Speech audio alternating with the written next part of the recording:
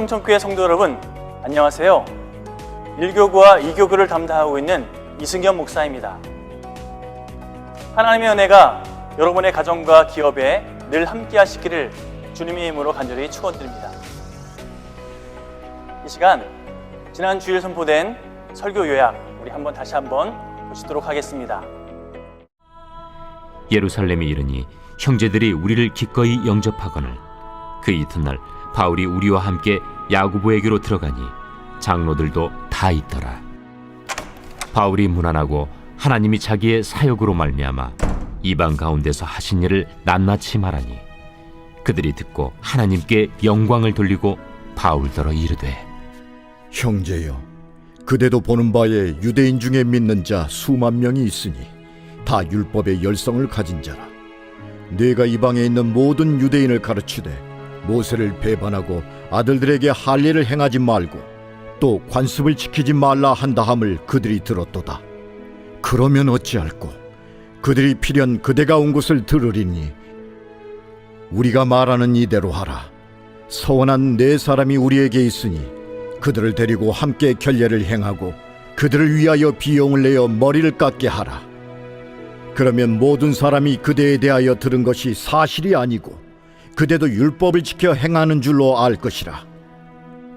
주를 믿는 이방인에게는 우리가 우상의 제물과 피와 목매어 죽인 것과 음행을 피할 것을 결의하고 편지하였느니라. 바울이 이 사람들을 데리고 이튿날 그들과 함께 결례를 행하고 성전에 들어가서 각 사람을 위하여 제사 드릴 때까지의 결례 기간이 만기된 것을 신고하니라. 우리가 어떤 상황과 어떤 형편에 있다 할지라도 우리가 부르심 따라 살고자만 한다면 하나님께서 광야에 길을 내시고 사막에 강을 흐르게 하시는 것처럼 이 영적인 겨울에도 봄의 꽃을 피워주실 수 있다라고 하는 사실을 저는 믿습니다. 여러분, 영적인 겨울이 아무리 길어도요, 분명히 하나님께서 봄을 허락하실 때가 있어요. 파종의 때를 허락하실 때가 있어요. 그때 우리가 하나님을 향한 소망을 잃지 않고 부르심의 길을 포기하지 않고 있다면 분명 우리는 하나님 나라의 역사를 경험하게 될 줄 믿습니다. 꽃이 피고 물이 흐르고 열매를 맺는 것들을 다시 경험하게 될 거예요. 그래서 저는 어려운 때의 믿음의 도출편, 오늘 저와 여러분 우리 성천교회를 통해서 하나님께서 앞으로 어떻게 일하실지 기대가 참 많습니다. 현재 상황에서도 꿈꿀 수 있음에 감사하고 우리가 그 꿈을 이뤘을 때 누군가를 꿈꾸게 만들 수 있어서 모든 이들이 영적인 겨울에서 벗어나서 온 들판을 꽃으로, 온 들판을 열매로 다시 맺게 하는 그리스도의 계절이 찾아오게 하는데 하나님께서 오늘 저와 여러분을 사용해 주시기를 기도합니다. 여러분, 성도는 하나님을 향한 기대가 있어야 돼요. 하나님이 어떻게 일하실지에 대한 떨림이 있어야 된다는 거예요. 기대라고 하는 말은 다른 말로 희망이라고 말할 수도 있을 거고요. 희망이라는 단어는 히브리어에서 꼬아 만든 줄이란 의미가 있어요. 꼬아 만든 줄이라고 하는 의미가 있습니다. 즉 하나님과 우리가 마치 새끼줄이 꼬이듯이 단단하게 묶여있는 상태, 이거를 바로 희망이라고 말하는 거예요. 여러분, 하나님께 소망을 두는 사람만이 하나님이 어떻게 일하실지 기대할 수 있고 하나님을 찬송할 수 있게 될 줄 믿습니다. 오늘 본문에서도 오늘 우리 이것을 확인해요. 사도 바울은 환난과 고난 때문에 살 소망까지 끊어지는 경험을 했던 사람이에요. 그런 상황에서도 그가 소망을 잃지 않았던 이유는 그의 소망의 이유와 근거가 하나님께 있었기 때문이죠. 여러분, 우리도 이런 시련의 계절이 찾아온 때일수록 하나님께 소망을 둘 수 있어야 될 줄 믿습니다. 그렇다면 오늘 말씀을 통해 깨닫고 적용해야 될 게 뭘까? 오늘 두 가지만 여러분들과 함께 나누겠는데요. 첫 번째, 하나님께 소망을 둘 때 하나님의 사역에 동참한 것만으로도 은혜라고 고백할 수 있습니다 라는 거예요. 오늘 17절 말씀 보니까 이제 바울이 예루살렘에 이르렀어요. 예루살렘에 이르니 형제들이 우리를 기꺼이 영접하거늘. 자, 바울이 예루살렘을 갈 때 편안하게 갔습니까? 편안하게 못 갔죠. 그리고 가는 곳곳마다 믿음의 형제들이 다 말렸어요. 가지 말라고. 가면 죽는다고, 가면 큰일 생긴다고. 그것 때문에 바울이 마음도 상하고 너무너무 안타까웠어요.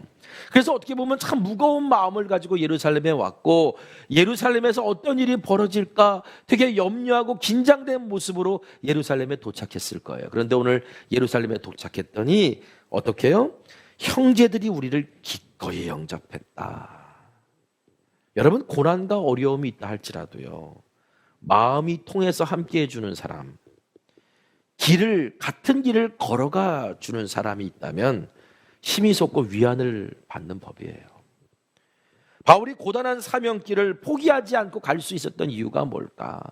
이렇게 가는 곳곳마다 바울을 환대해 주고 바울과 함께 길을 가졌던 사람들이 있었기 때문에 바울이 그 어려운 길을 끝까지 갈 수 있었던 겁니다.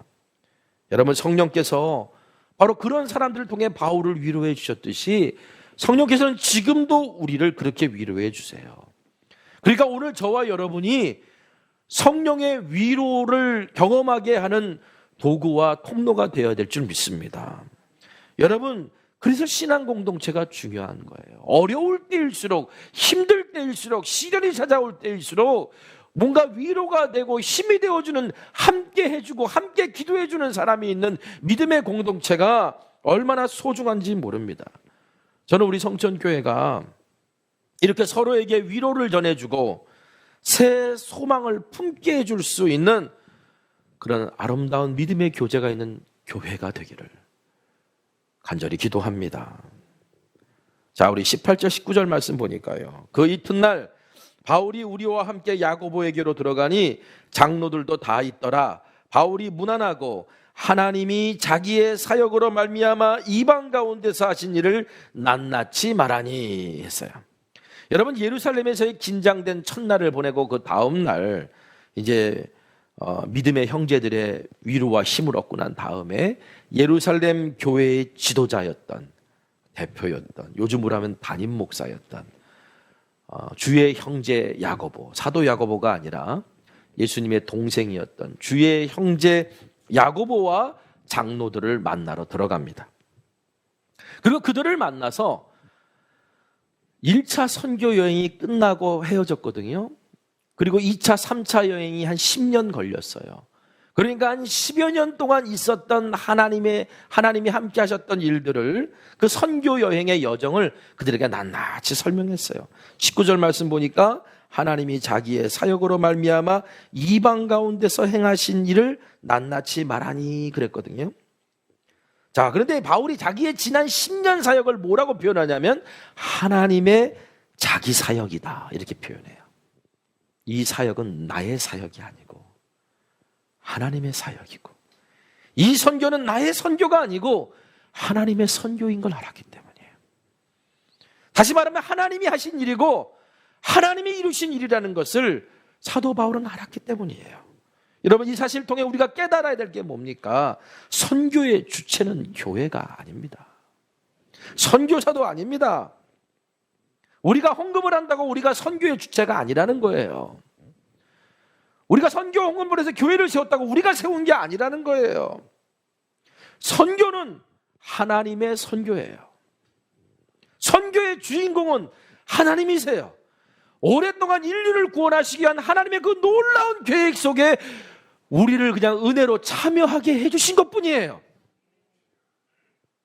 그러므로 우리가 할 수 있는 거는 뭐냐? 이런 놀라운 계획에 참여하게 하신 하나님 앞에 감사하는 것.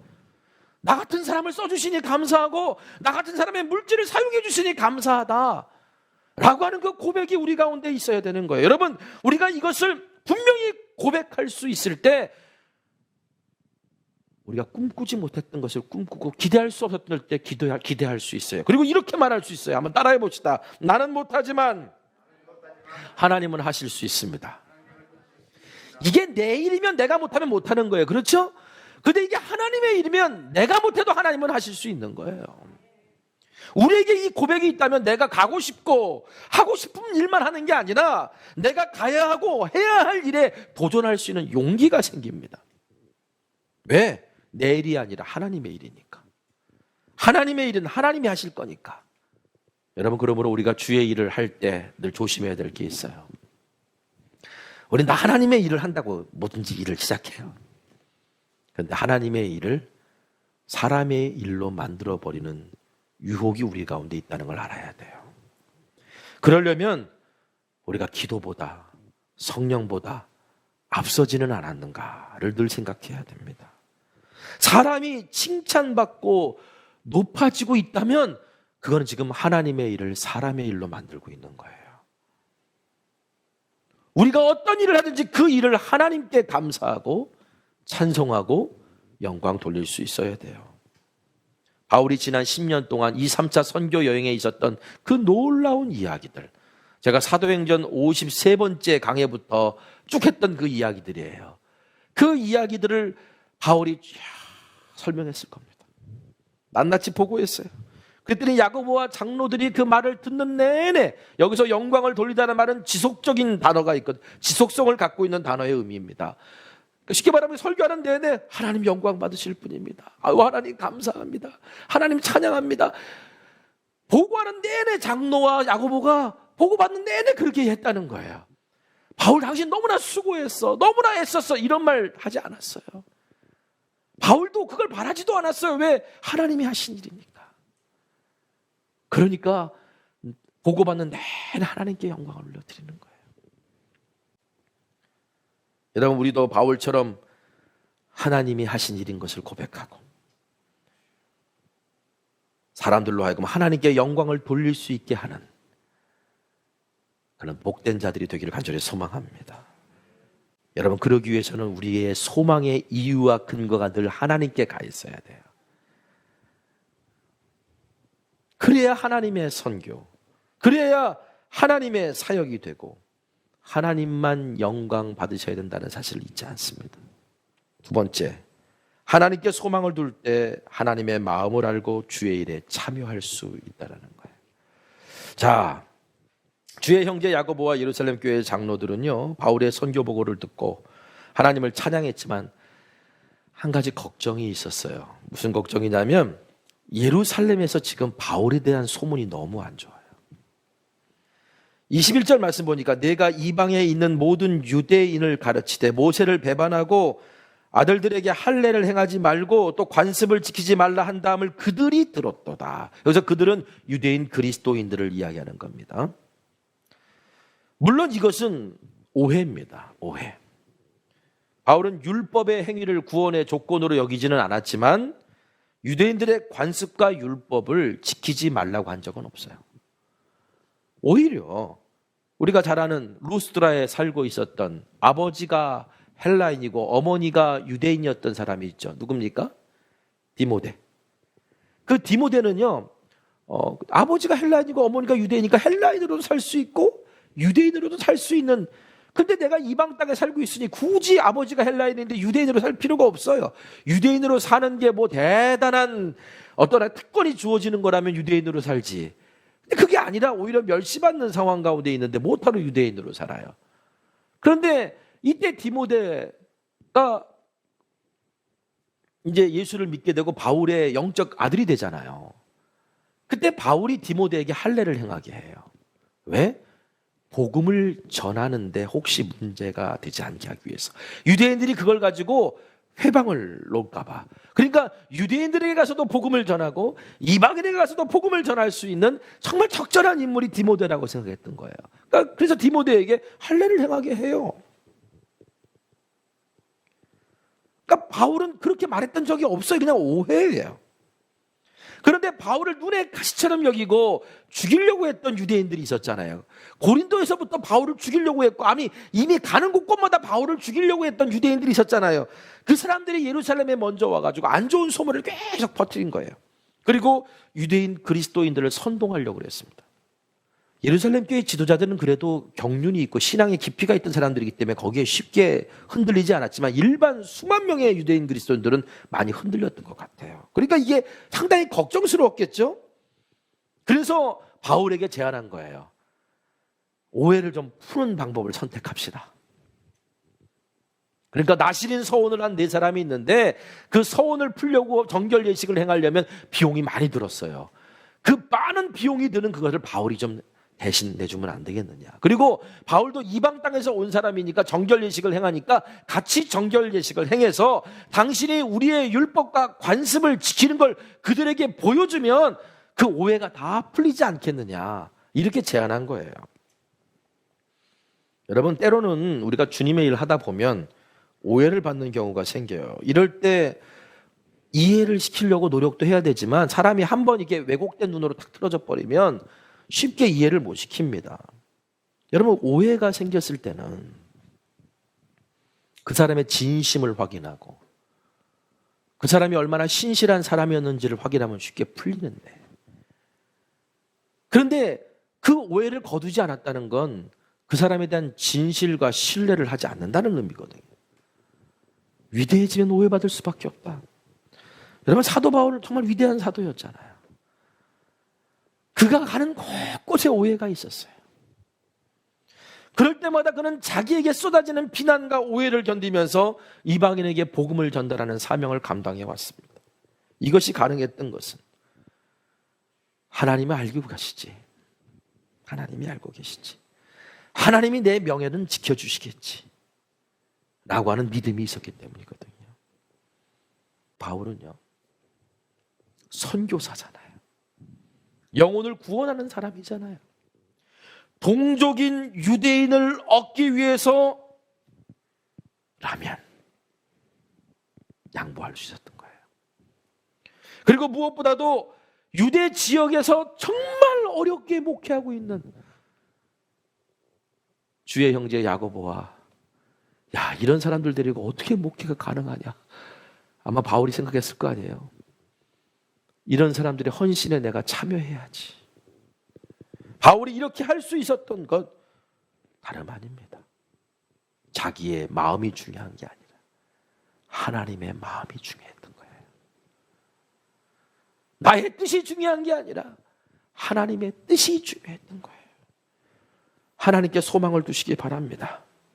그러면 하나님의 마음을 알고 우리가 어떤 선택을 해야 될지, 본질에는 일치를, 비본질에는 자유를, 범사에는 사랑을, 그 복음의 정신을 가지고 가야 될 길을 볼 수 있고 어떠한 상황에서도 주의 일에 참여할 수 있게 될 줄 믿습니다.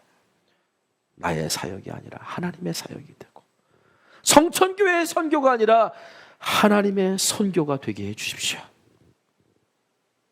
여러분, 우리가 이런 기도를 하면서 하나님께 소망을 두고 하나님께서 어떻게 당신의 사역과 선교를 이루실지 기대하는 오늘 저와 여러분 되시기를 주님의 이름으로 간절히 부탁드립니다.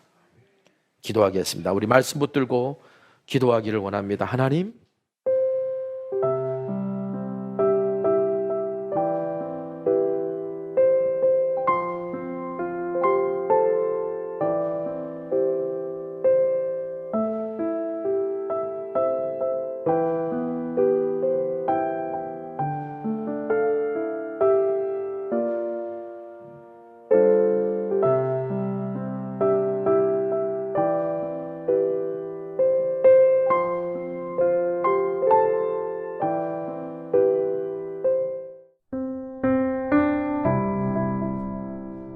이 시간 함께 기도하시겠습니다. 첫 번째로 우리 속회의 VIP 전도 대상자를 위해서 함께 기도하시겠습니다.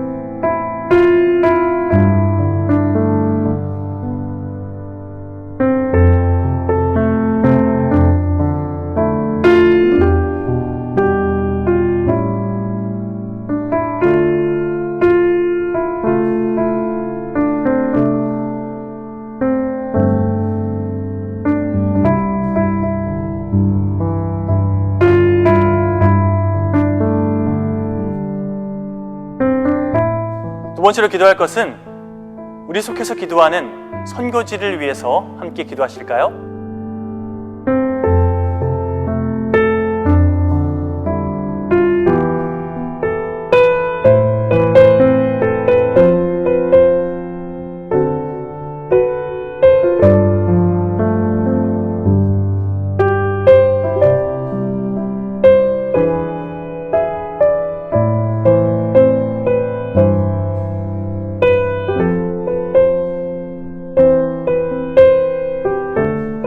세 번째 기도 제목은 우리 속회에 맡겨진 갈대상자 기도 대상자, 우리 아이들을 위해서 함께 기도하시겠습니다.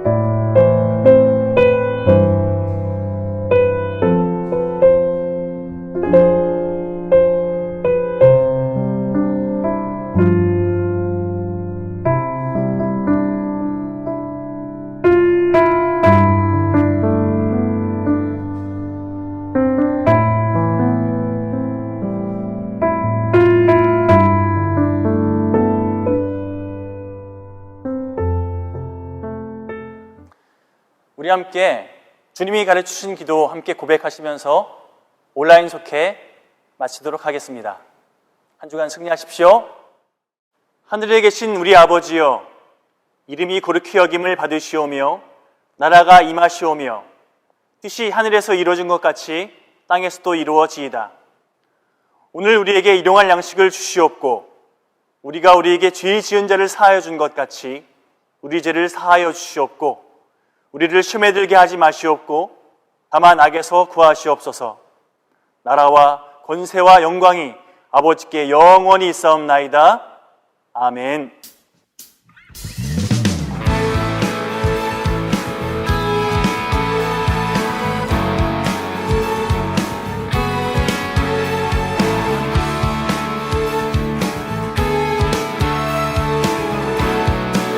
우리가 꿈꾸는 나라, 그것은 우리의 고향, 그곳은 우리의 고향. 손에 잡히지는 않아